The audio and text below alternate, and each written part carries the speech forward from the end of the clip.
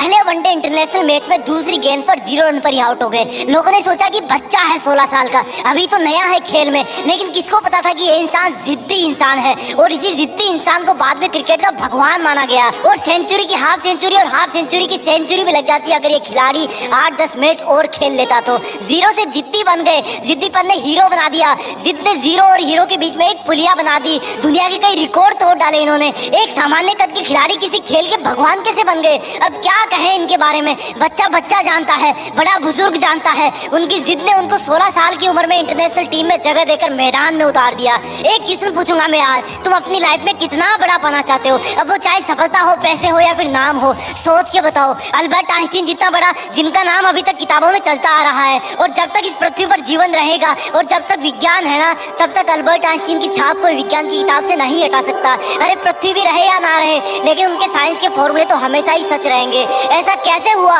School में मंदबुद्धि कहा जाने वाला विद्यार्थी इतना बड़ा इंसान कैसे हो सकता है? क्योंकि उनमें जिद थी कि मैं अपने हिसाब से पढ़ूंगा, अपने हिसाब से खोजूंगा। जिद थी कि बस करता रहूंगा। बनना चाहते हो इतना बड़ा? वापस आते हैं अपने कंट्री में। ज्यादा पुरानी बात नहीं है, रतन टाटा जी ने एक कार लॉन्च की इंडिया में, नहीं चली, घाटा होने लगा। जब ज्यादा घाटा होने का अंदेशा हुआ तो अपना कार व्यापार बेचते चले गए किसी और कंपनी के पास ताकि और लॉस ना हो। वहाँ मीटिंग करी, मीटिंग में जवाब मिला कि जब आपको कार व्यवसाय के बारे में जानकारी नहीं है तो क्यों करते हो कार व्यापार? डील वहीं पर छोड़ दी। वापस आते टाइम रास्ते में सोचते रहे कि बहुत हो गई बेइज्जती, अब मैं दिखाता हूँ कि टाटा क्या चीज है। मेहनत करी, तगड़ा बिजनेस मॉडल बनाया और गजब की कार इंडस्ट्री खड़ी कर दी। 10 साल बाद वही कंपनी जिसकी मीटिंग में उनकी इंसल्ट हुई थी, उस कंपनी में भी तगड़ा लॉस हुआ। रतन टाटा जी ने उनको ऑफर दिया कि बेचना चाहते हो, अब कंपनी बेचना चाहते हो, बताओ मैं खरीद लूंगा। और वो कंपनी उन्होंने अपने नाम कर ली। ये होती है जिद कि ऐसा क्या है जो मुझ में नहीं है। क्या था इन सब लोगों में कॉमन? एक जिद कि नहीं रुकूंगा, करता रहूंगा, खुद को बेहतर से बेहतर बनाऊंगा। उनमें जिद थी कि वही बनूंगा जो मैं बनना चाहता हूँ, चाहे कितनी भी रुकावटें आए। जिद है तो है।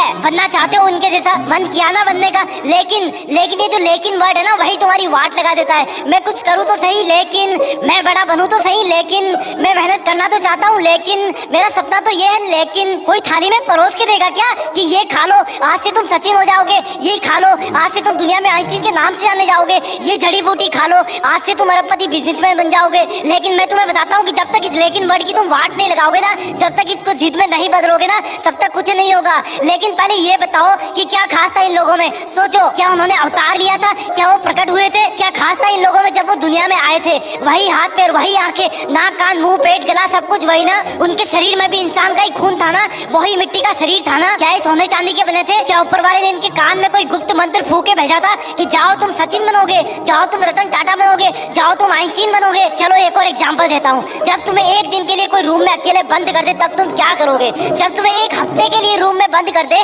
तब तुम क्या करोगे? और टाइम पीरियड बढ़ाऊं, जब तुम्हें एक महीने के लिए रूम में अलग थलग बंद कर दे तब तुम क्या करोगे? नहीं, अभी भी नहीं हुआ। अगर तुम्हें 1 साल के लिए किसी काल कोठरी में बंद कर दिया जाए तब तुम क्या करोगे? जान निकल जाएगी ना। अब मैं तुम्हें एकदम से कहूँ कि नहीं यार, तुम्हें तो 27 साल तक जेल में रहना है, तो तुम तो जीने की उम्मीद ही छोड़ दोगे ना, क्योंकि बाहर आओगे तब तक शरीर कमजोर पड़ जाएगा, आंखें धुंधली हो जाएगी, तुम्हारे कई बुजुर्ग रिश्तेदार परलोक सिधार जाएंगे, शायद तुम्हारी पर्सनल लाइफ भी तहस नहस हो जाएगी। लेकिन क्या कोई सोच सकता है कि एक इंसान को 27 साल जेल में रहना पड़ेगा? और जब वो महान हिम्मत वाले इंसान जेल से बाहर आएंगे तो उनके आने के 5 साल के अंदर ही साउथ अफ्रीका के राष्ट्रपति बना दिए जाएंगे। क्या बोलोगे इनको? कोई शब्द नहीं है इनकी जिद के आगे। अब यही सोचोगे ना कि उनका तो कोई जुगाड़ होगा। अरे यार, जुगाड़ होता तो वो जेल में ही क्यों जाते? ये सोचोगे ना कि उनको जेल में कोई अच्छा खाना पीना मिल रहा होगा जिससे वो स्वस्थ रहे होंगे। अरे यार, क्या मिलता होगा उनको जेल में? पूरी दुनिया ने एक जिद वाले कैदी इंसान को किसी देश का चहेता राष्ट्रपति बनते देखा।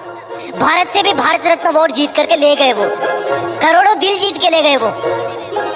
अब बोलोगे कि ऐसा तो कोई ना कोई होता ही है यार करोड़ों में। हाँ, ये बात सही है, क्योंकि करोड़ों में एक ही वो इंसान होता है जिसके पास इतनी जिद होती है। वो इंसान बार बार गिरता है, बार बार उठता है, गिरता है, उठता है, लेकिन फिर गिर जाता है, लेकिन उठना नहीं छोड़ता, क्योंकि वो जिद्दी होता है। जिद, सिर्फ एक जिद होती है उनमें, बाकी सब सेम होता है। वो हम सब जैसा ही पैदा होता है, लेकिन जब दुनिया से जाता है ना तो दुनिया का बच्चा बच्चा उनको मिस करता है। हर न्यूज चैनल, हर अखबार उनके जाने का गम करता है कि हमने एक महान इंसान को खो दिया, अब शायद कोई ऐसा नहीं कर पाएगा। क्योंकि वो मानव से महामानव बन जाता है, क्योंकि वो मेहनत करने की हदें पार कर जाता है, काम करते रहने की जिदें पार कर देता है। वो एडिसन की तरह बल्ब बनाने के लिए हजारों बार फेल हो जाता है, लेकिन फिर भी जिद करता है कि रुकना मेरा काम नहीं, जब तक यमराज ना आ जाए तब तक आराम नहीं। यमराज भी आएंगे तो बोलूंगा कि सर थोड़ी सी मेहनत और कर लेने दो प्लीज। जिद मत छोड़ना मेहनत करने की, हद पार कर जाना जिद करने की, तभी बनोगे महान, तभी रखेगी दुनिया तुम्हें जाने के बाद याद। लेकिन इस लेकिन वर्ड को ना तुम डस्टबिन में फेंक देना, अपने आप से जंग के लिए माथा टेक देना, जिद में खुद को झोंक देना, अपने आलस को ठोक देना। वीडियो पसंद आए तो वीडियो को लाइक शेयर